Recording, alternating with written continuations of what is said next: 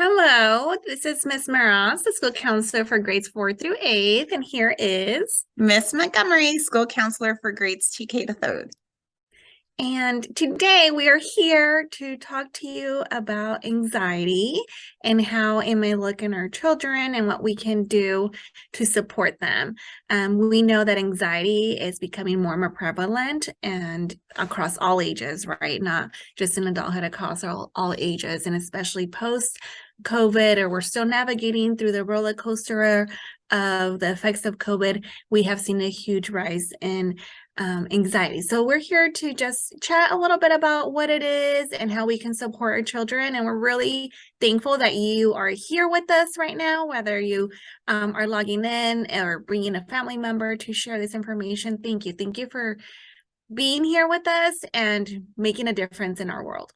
Absolutely. We're very grateful for you.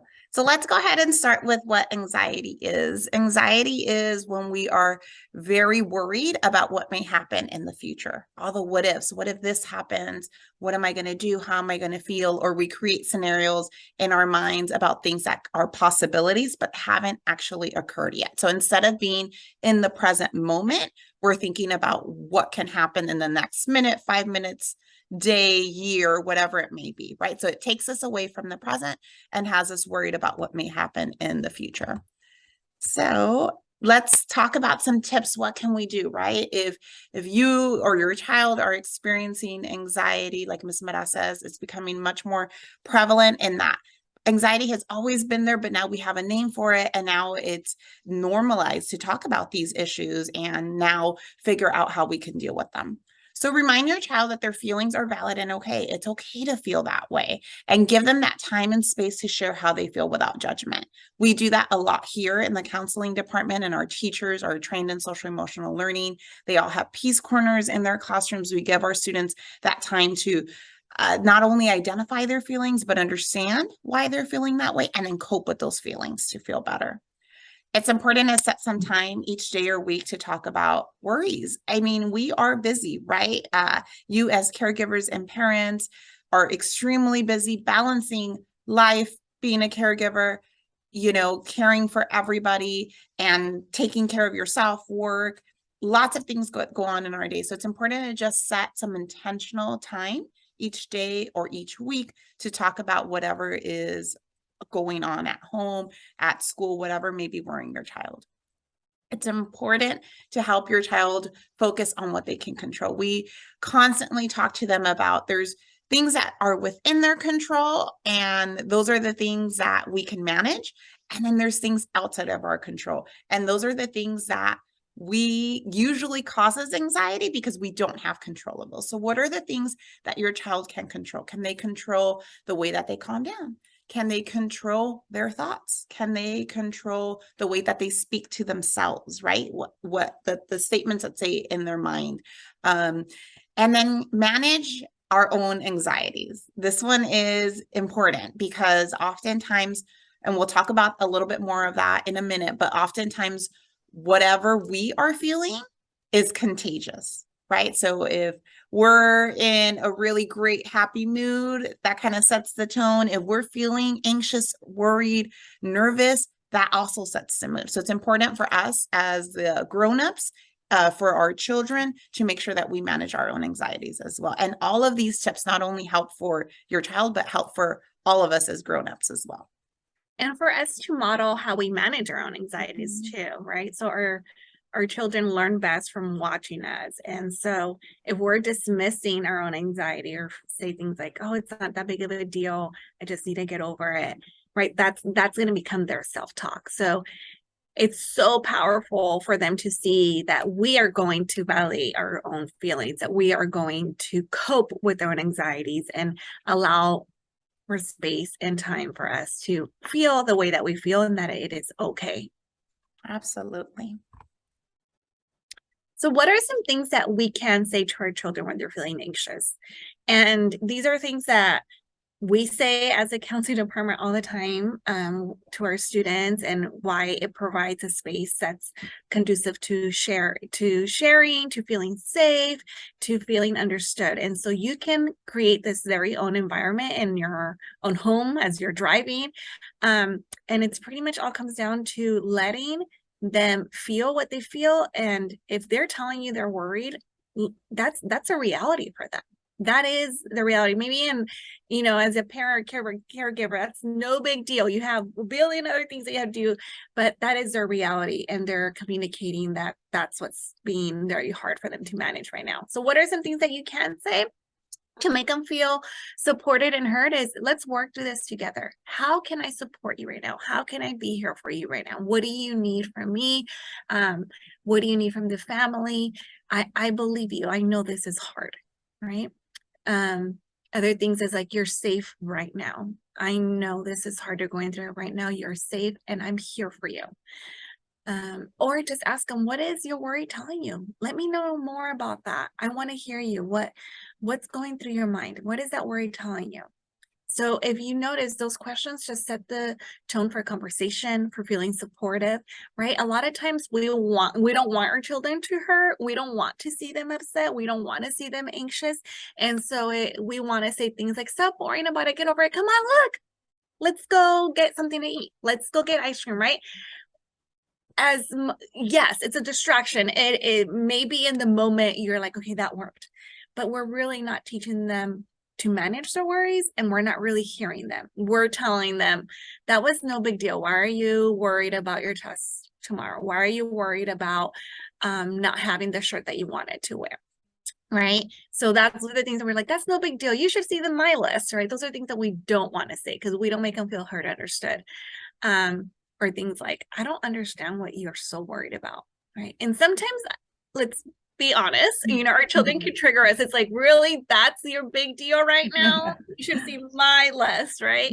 Or it's fine, it's going to be okay.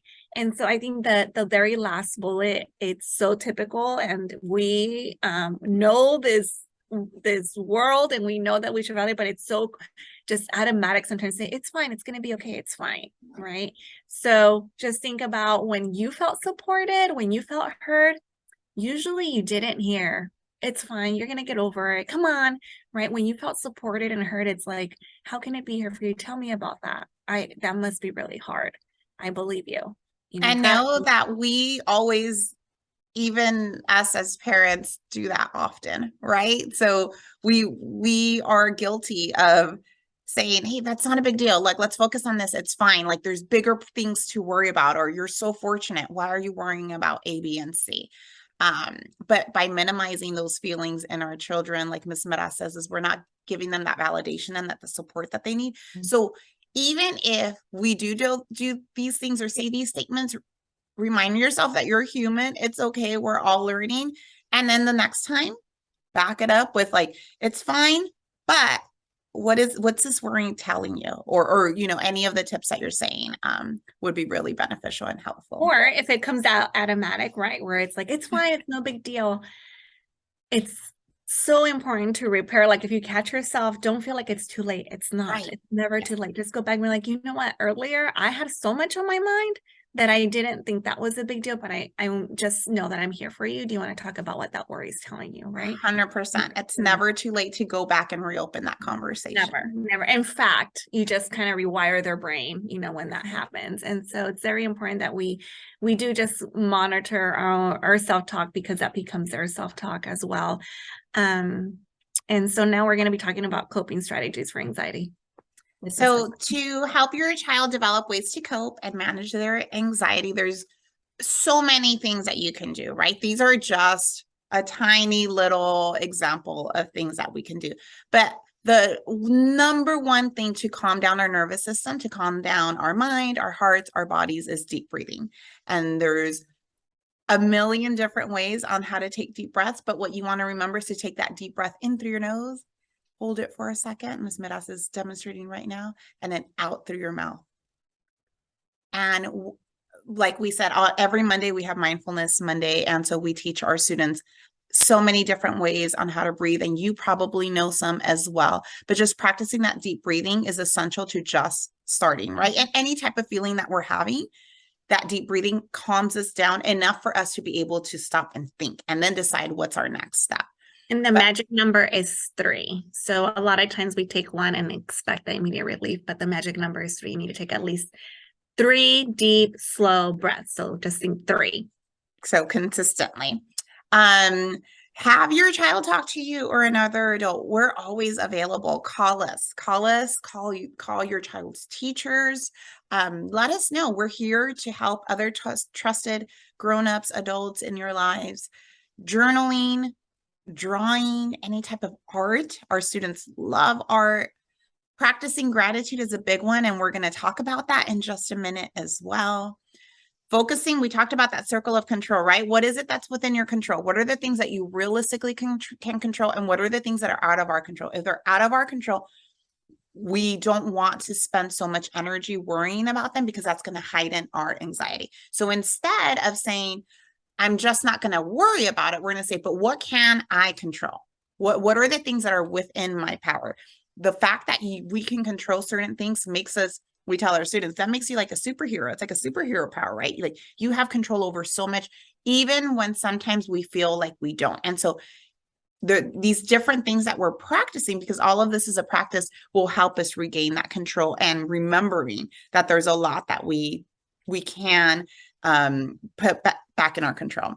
Positive self-talk is a huge one, right? Those thoughts that we say in our mind to ourselves, even the things that we say aloud.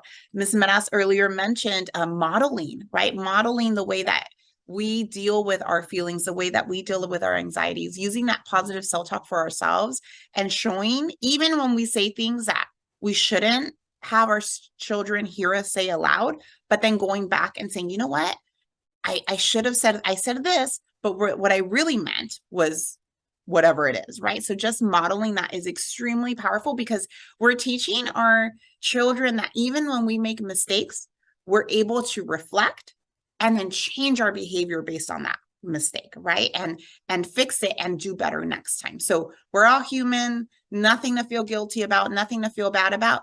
Take a deep breath and then we try again, and we model that for our students. And then exercising is just really great. And I don't mean that you have to go and join a CrossFit gym or start lifting weights or go for a run, even just going for a walk outside, even just getting a fresh breath or a breath of fresh air is so crucial and important to our nervous system, to just feeling better. A change of scenery helps as well. So again, these are just minuscule. There's hundreds and hundreds of other coping strategies for anxiety, but these are just to get us going.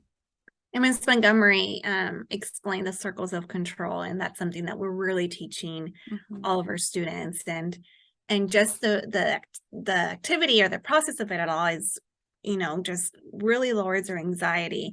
And when we refer by the circles of control, I'll give an example so you can see. So let's say your child is extremely worried about a really big project or a test, right? That's going to happen on Friday. And so it's been on their mind. They're very motivated to get an A, but it makes them so anxious to know that it's a really big test about everything they've learned first quarter. Well, they can't control the questions of the test. They can't control the type of test. What can they control? They control how prepared they get, right? So yes, I understand it's a really big test. You're worried about it. What can we do? What's in your control to prepare for that test, right? We can make sure that we study every night. You go to bed early. Then that morning we say some affirmations, and you check in and see how you're feeling, and then we have a good breakfast, right? Those are all things that you can control that can make a difference on how you feel on the test. Another huge one on that is when we are having a talk with someone or there's a conflict with someone, right? Oftentimes we think, well, what is he going to say? Or what is she going to say? Or what if they say that? All of that's outside of our control, right? All we can do is control what you say, your composure, your demeanor. So all those are really great, important things to always remember when we're trying to remind our students of what they do have in their control. Yes, yes. So we have an activity for you to do that will lower feelings of anxiety and also promote mindfulness. And it's 30 days of gratitude. And if sometimes you run out of things of what to talk to your child about, because sometimes it's like you ask how their day went, it's like it was good. What was their lunch? And it was like a one-word answer. This is a great conversational starter, a great way to lower any feelings of anxiety, and like I said, promote mindfulness. So we will add this on it will be linked so you can also print it out. But every day, just go through each bullet and mark it off as you go. And maybe it's something that you talk over dinner on the car ride and be like, oh, let's talk about a person I'm glad to have in my life, right? And then you start discussing why and how they make you feel. And you're going to see how that mood will instantly shift. When we're talking about gratitude, we're noticing things in people in our life that bring us joy and happiness, and it will shift the perspective completely, right, from something that's out of our control that we are not enjoying, that we don't like, or we're scared of, to what I do have that brings me joy. And sometimes the question is like, what are you grateful for, is so big. So these are really good questions because it narrows down to really make you think. One of them is like my favorite song, right? You're going to see how much discussion you get. You might even listen to it and it's going to change their whole mood. It's probably in a beat or something that they can relate to. So this is a great opportunity for you to practice reducing that anxiety, modeling it for your children, and also bonding and connecting and just talking about things that we typically don't talk about. Absolutely. And as always, we want to remind you that we are working together as a team, you included.